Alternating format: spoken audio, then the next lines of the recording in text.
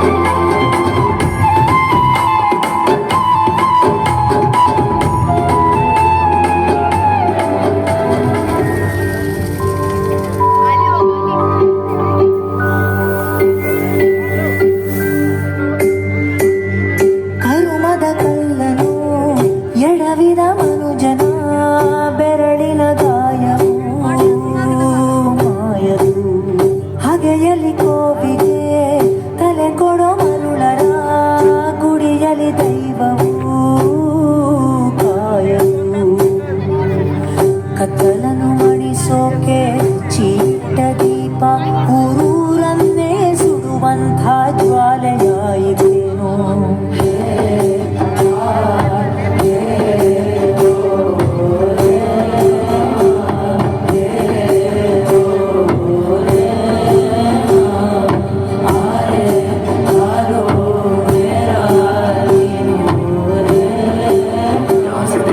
वाली पत्नी और दो प्यारे प्यारे मासूम बच्चे, साथ ही साथ उनकी खुशी को अपनी खुशी समझने वाली प्रजा। उनके पास खुशहाल जिंदगी जीने के लिए सब कुछ था, बस कमी थी तो शांति की।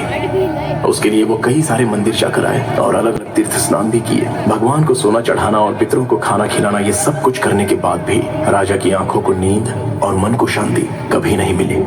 क्यों? यही सवाल राजा ने एक तांत्रिक से पूछा था, तो उन्होंने कहा, राजा, तुम्हारे पास सब कुछ है, लेकिन मार्गदर्शन करने वाला पिताजी का आशीर्वाद और माँ की ममता, ये दोनों नहीं मिलेंगे तब तक तुम्हें शांति का आभास नहीं होगा। तो मुझे ये कैसे मिलेगा पंडित जी? ढूंढना होगा, अकेले। राजा ने प्रस्थान किया और कई सारे तीर्थ स्थलों पर गया, कई सारे गुरुओं से मिला। इतना सब कुछ करने के बाद भी राजा के दिल को सुकून नहीं मिला। इस धरती पर मुझे सुख और शांति देने वाला स्थान या शक्ति नहीं है, ये सोचकर राजा सब कुछ छोड़कर जंगल की ओर प्रस्थान कर गया। उसने जैसे ही जंगल में प्रवेश किया, अचानक उसे गग्गरा की आवाज सुनाई दी। राजा वहीं पर रुका और देखा। वैसे राजा को उस आवाज से कोई डर तो नहीं लगा, बल्कि उसे लगा कि माँ और पिता ने प्यार से उसे अपने पास बुलाया हो। राजा आवाज की दिशा में चलने लगता है और आकर एक पत्थर के सामने रुककर अपना शस्त्र त्याग करता है। तभी उसकी आंखें आंसुओं से भर जाती हैं और श्रद्धा से वो अपने हाथ जोड़ता है। अब राजा के दिल में वो खुशी है जिसकी अब तक उसे तलाश थी। वो खुशी माँ की ममता जैसी थी और पिता के आशीर्वाद जैसी। तभी राजा अपने महल का श्रृंगार करता है और साम्राज्य को फूलों से सजा देता है। राजा अपने बेटे के होने पर जितना खुश था, उससे भी कई गुना ज्यादा खुशी से वो दैव को अपने साथ लेकर आता है। उस दिन के बाद राजा की जिंदगी में सुख, शांति और समृद्धि की कोई कमी नहीं रही।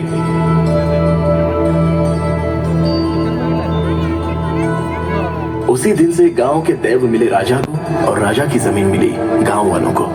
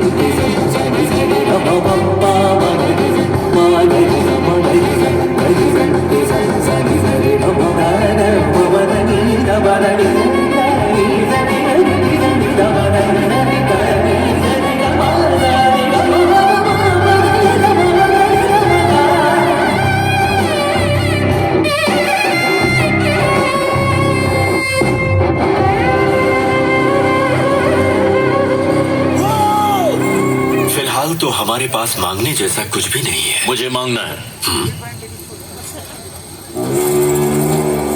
ये जगह, ये जायदाद और ये धरती, ये सब इन गांव वालों का नहीं है। क्या बकवास कर रहा है? चुप हो जा। आपका नहीं है ना? मेरा है, और मुझे ये सब वापस चाहिए। ಬಹಳ ಒಳ್ಳೆ ಪ್ರಾರ್ಥನೆ ಗೊತ್ತಿನಾರೆ. ನಿಮ್ಮ ಜಾಗ ನಾನು ಹಿಂದಿರಿಸಿಕೊಡ್ತೇನೆ. ಊರವರ ಜಾಗವನ್ನು ನಾನು ನಿಮ್ಗೆ ಹಿಂದಿರಿಸಿಕೊಡ್ತೇನೆ. ಆದ್ರೆ ನಾನಿಲ್ಲಿವರೆಗೆ ನಿಮಗೆ ಕೊಟ್ಟಂತ ನೆಮ್ಮದಿಯನ್ನು ನೀವು ಹಿಂತಿರಿಸಿಕೊಡ್ಬೋದಾ ಗೊತ್ತಿನಾರೆ? अच्छा, तो तुम मेरे लिए ये नहीं कर सकते। कोई बात नहीं, इसका फैसला जहां होगा मैं वहां जाऊंगा। ಕೋರ್ಟಿಗೆ ಹೋಗ್ತಿ, ಆದ್ರೆ ನಿನ್ನ ತೀರ್ಮಾನ ಮೆಟ್ಲಲ್ಲಿ ನಾನು ಮಾಡ್ತೀನಿ. ಜಾಗ ಊರಿನವ್ರದ್ದು, ಅದರ ತೀರ್ಮಾನ ಇವತ್ತಲ್ಲ, ಮುಂದೊಂದು ಕಾಲ ಬರಬೇಕಾಗ್ತದೆ. अच्छा, गांव वालों की है। और ये दैव बोल रहा है या कोई नर्तक बोल रहा है?